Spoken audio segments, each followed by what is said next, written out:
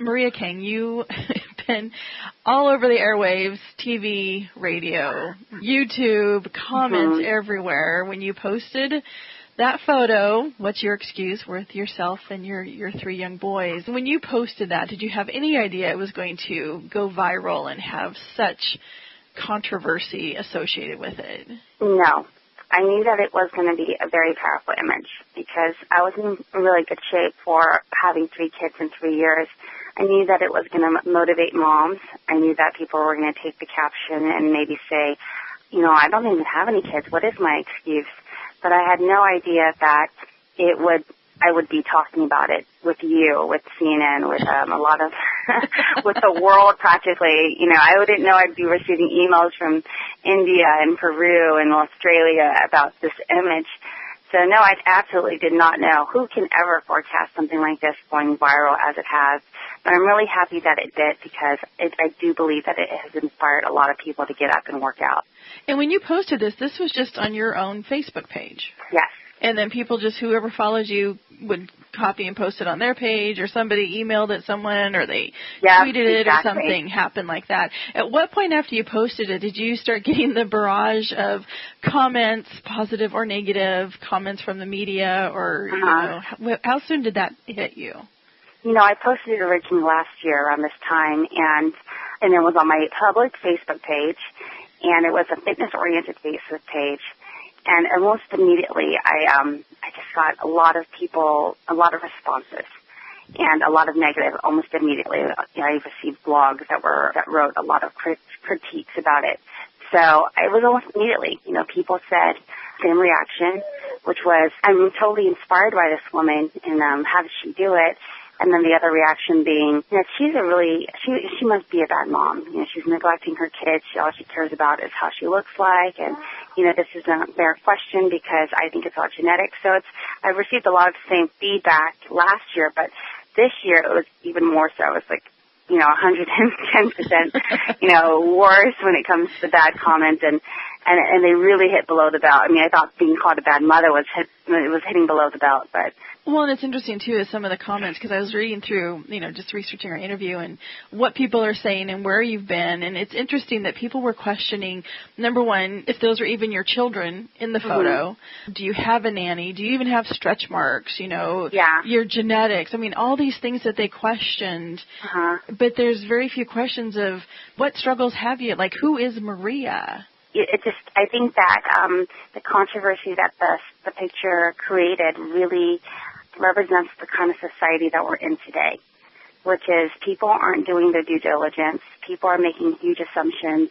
And I think that because we live in a big celebrity world and a lot of things that you just can't trust anymore, people don't trust real people anymore because everything is very fake and photoshopped and, celebritized out there.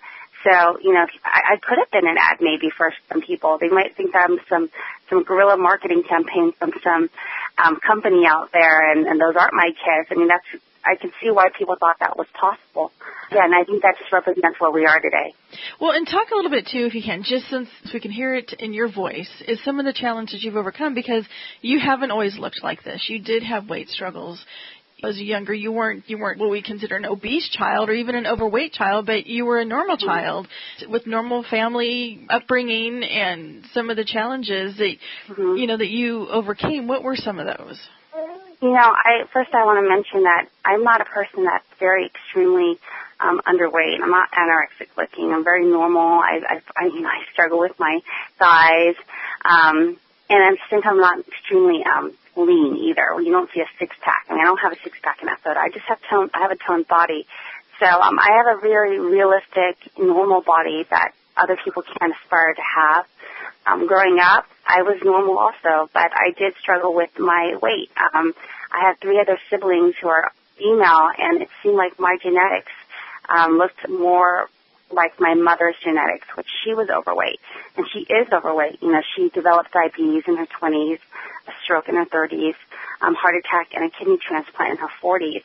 And at 52, she's struggling a lot at that young age, because of the lifestyle she led. She was always working very hard, but at the same time, she never took time to exercise or prioritize herself, and she often blamed a lot of things for not putting herself first, whether that be her family, her husband, her work. So because of that, I looked at her and I said, you know what, I need to start eating better. So I went through my diets. I've gone through the Atkins diet, which, after 2 weeks and no poop, I was like, this is awful, and then I went through the Zone, the Body for Life, and I also went through bulimia. I struggled with binging and purging. And while most women don't deal with bulimia or anorexia, I do believe that a lot of women deal with disordered eating, which is not healthy for your brain and not healthy for your body, and that screws up your metabolism. And so that screwed up my metabolism for several years after I recovered. I was 30 pounds heavier. I was what you might say I was very thick. At 5'4", I'm nearly 5'4", I was around 155 pounds. Which was not normal for me, because I usually, weighed in at a 125. I still exercised and I still ate right, but I just wasn't dropping the pounds because my body wasn't responding anymore because of my past issues with my disordered eating. And then obviously I had 3 kids in 3 years, and I gained 35 to 40 pounds in each pregnancy, and losing that weight was hard. So I think when people pose the genetics question, I think they really are discounting the fact that I worked my ass off to get in good shape, I think that, and it's unfortunate that a lot of people didn't ask me, what did you do, how do I do what you did? They just wanted to look at the easier route, saying you must have happened easy for you, and that's why you're in great shape. Where can people learn more about you? I mean, and that's my whole intent was talking with you, is like, wow, this is amazing.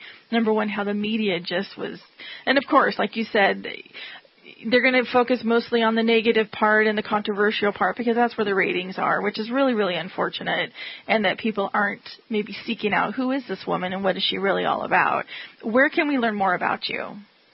People can easily go to my website, www.mariakang.com, and they'll find everything. They'll find my books, they'll find my personal blogs, they'll find my fitness blogs.